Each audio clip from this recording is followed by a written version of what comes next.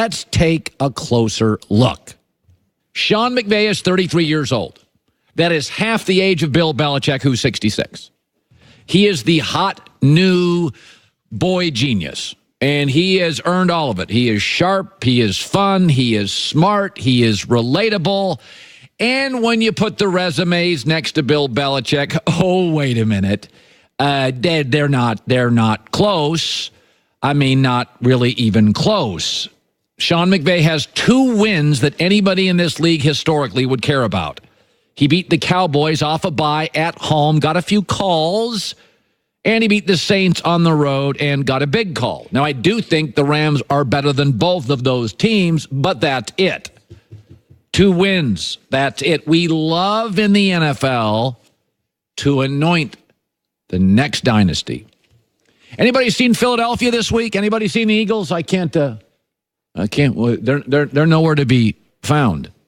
That's because what happened to Philadelphia is what happens to virtually everybody not named the Patriots. I want to remind you something about the Los Angeles Rams. They are in a division that's really good and getting better. San Francisco, Kyle Shanahan, Jimmy Garoppolo. Seattle, Pete Carroll, Russell Wilson. They've already locked in 3 of their stars, big boy money. Aaron Donald, Todd Gurley, and Brandon Cooks. And oh, by the way, Gurley showing signs of wear and tear. They're going to eventually, pretty soon here, have to pay Jared Goff a lot of money. Will limit who they can sign. And oh, by the way, their offensive line is old and getting really old fast. And I want to remind you of the 4 franchises we were absolutely sure that were going to take over this league. The St. Louis Rams and Kurt Warner, fastest show on turf. And who ended their dynasty? New England. The Seattle Seahawks, Russell, that defense, the Legion of Boom. Who ended that dynasty? The New England Patriots. The Pittsburgh Steelers. They're getting Big Ben, getting to Super Bowls. And who has really ended that dynasty? Haven't been there in 7 years to the Super Bowl. The New England Patriots. And Peyton Manning was going to wreck this league. Remember, Colts? You're going to go to like 10 Super Bowls, 8. He won 1 Super Bowl in Indianapolis. Why? 4 for 4, the New England Patriots. They are favored. They are more experienced. They are going to reload. Brady played his best game in years against the Chargers. They're probably most believed going to win Sunday. And it should be noted, they've got a big edge in this game. The 2 wide receivers for the Rams, one's a former Patriot, and the Patriots' best corner guarded the other one, Robert Woods, for 4 years in Buffalo. We love to anoint the next dynasty. 4 of them have all ended due to Belichick and Brady. All right, let's segue into this. Oh, lordy, lordy, lordy. Next Thursday is the NBA trading deadline. And you and I know the NBA is changing these days. Players have more power. But it should be noted it's been a players' league since I started watching it in 1972. Okay, it's always been a players' league. Well, today, there's a lot of stuff freaking people out. Anthony Davis has said, I want to be a Laker and play with a great player. Ooh, that's never happened before. Oh, wait, it's happened a million times. Porzingis wasn't happy with the Knicks, and so he went to very aggressive owner of the Dallas Mavericks, Mark Cuban, and now the Knicks have the availability for 2 stars in free agency. That's bad.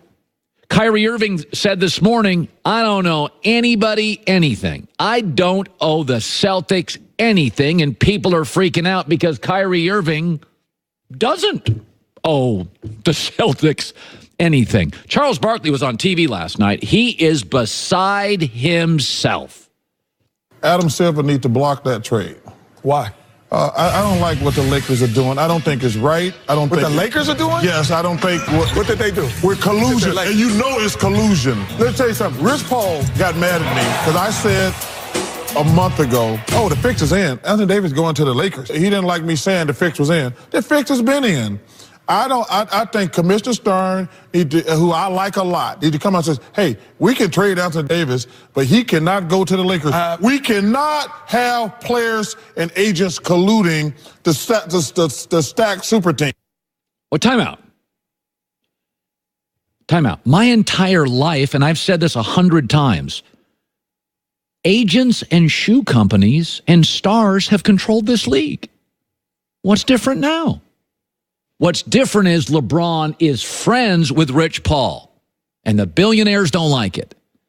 But folks, if you're in your 20s and 30s, you don't know who David Falk is or Arn Tellem. They ran this league for 3 decades. David Falk was so powerful, they called him the invisible hand in union negotiations.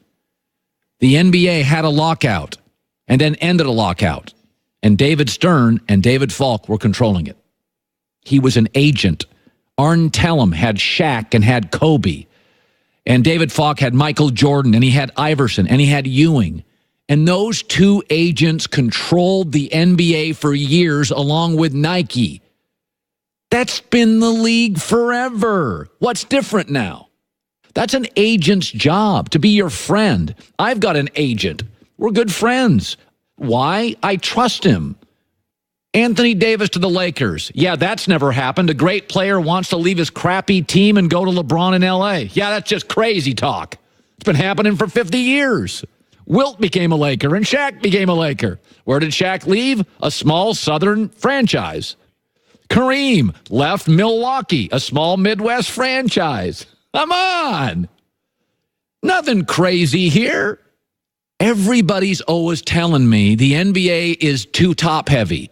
Tell me the last time it wasn't. People are telling me stars have too much power. Tell me the last time they didn't. Bird and Magic, not a commissioner, saved the league.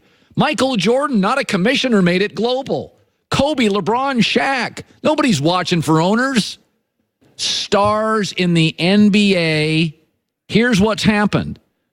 David Stern saved this league.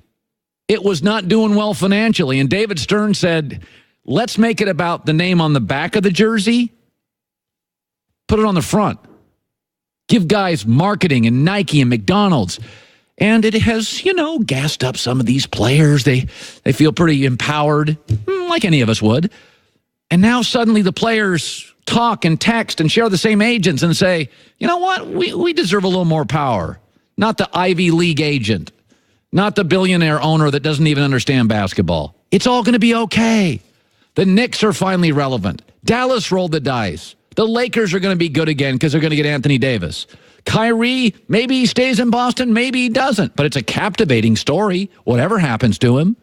But I disagree with Charles Barkley. It's not collusion. It's empowerment.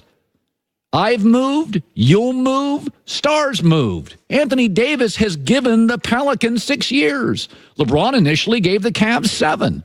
I've watched NFL guys like Elway and Eli Manning say, I'll never play for that franchise. NBA guys are giving you 6, 7 years. They just get tired of it and want to go somewhere else and play with their friends. It's all good. Coming up, will it be all good for Eric Dickerson? Mr. Ram, he joins us in studio. Well, he joins us. Maybe it's a talkback. Either way, from Atlanta, near the Super Bowl. He's nervous, I can tell you that. He's coming up. We're all ready for spring, right? I can't wait for spring, because spring's better than winter. But spring's not as good as summer, because spring is wet and rainy in most